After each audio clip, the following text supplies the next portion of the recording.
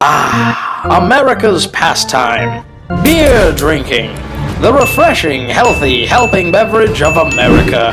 Time and time again, beer has succeeded at turning skimpy little beta cuckboys into handsome, grown, Clint Eastwood-looking alpha males. For all the life this glorious drink breathes into the spirits of the American people, there do exist alchemists of the dark arts that wish to poison its well and devolve it into an evil, soul-crushing beverage. Pay close attention and learn as we reveal the terrifying secrets of Cannabis Infused Beer. The Devil's Harvest, the assassin of youth. Public enemy number 1. It's Reefer Madness Returns.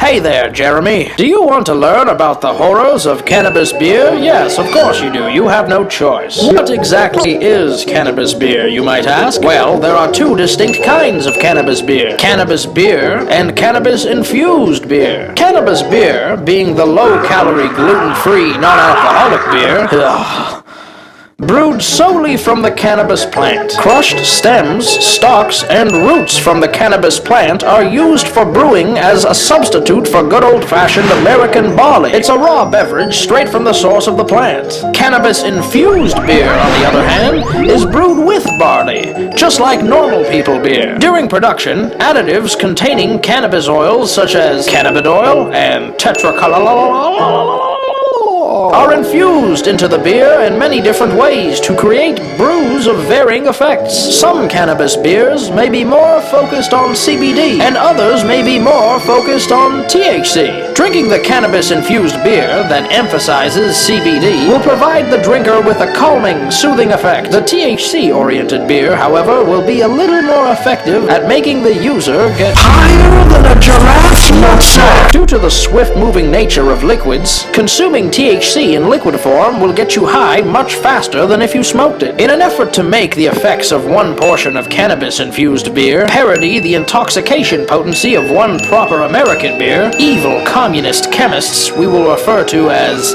commuchemists have dosed the average portion of cannabeer with roughly 6.5 milligrams of THC, a very manageable dose. Containing less THC a user would get out of a typical bowl from a bong, though doses may vary from beer to beer, so be careful. Now we get to the taste. Regular beer usually has a bitter, malty, yeasty taste. It is refreshing because it is carbonated and varies in aroma and flavor, while cannabis beer is known to taste dry, savory, and typically is less sweet than traditional beer flavor. Some cannabis beer is referred to as hemp beer because it is mixed with ingredients like hemp seeds for a hempy flavor. But don't be tempted by its attractive natural ingredients. Here at Reefer Madness headquarters, our brightest scienticians have scientificated that cannabis beer is bad. Trials and experimentation has led our scientists to believe that consuming cannabis beer in any form can and will lead to serious medical side effects such as sudden nipple explosions and spontaneous appreciations for liberal spirited interpretive art. Gross. It's a good thing you are now aware of this information to keep you safe. We pay our scientists ludicrous amounts of money for their researchery and scientification. They definitely deserve it, because after the right amount of funding, they somehow always manage to affirm and validate our claims that reefer is in fact evil. Every time. For the sake of science, knowledge, and the safety of the American people, our researchers nobly use themselves as guinea pigs to experiment and explore the dangers of the heinous reefer product. Truly heroes indeed.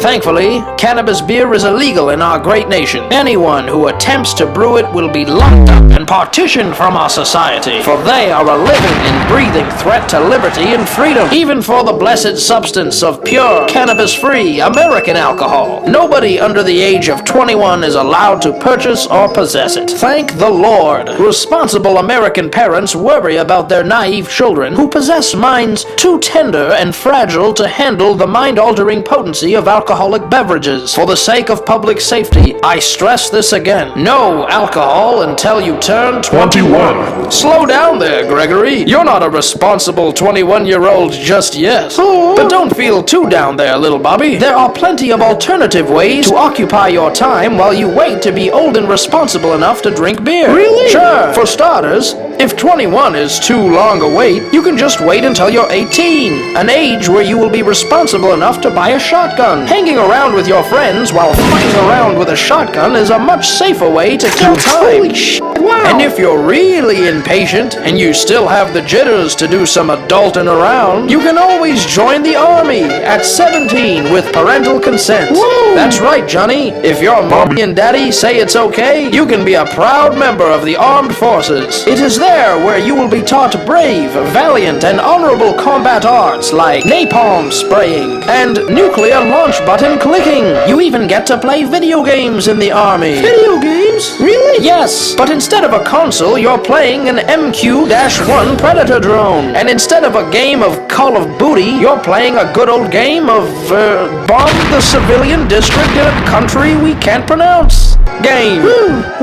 What about if my parents give consent to me drinking beer at the age of 17? No! Are you insane? You would be a mere child at 17. What's the matter with you? Be a good citizen and share our message with the power of the interwebs. Don't forget to subscribe on the YouTubes and follow Higher Mentality on the Facebook. You can also go check out www.highermentality.com. It is there you can learn all you need to know about the public menace known as cannabis.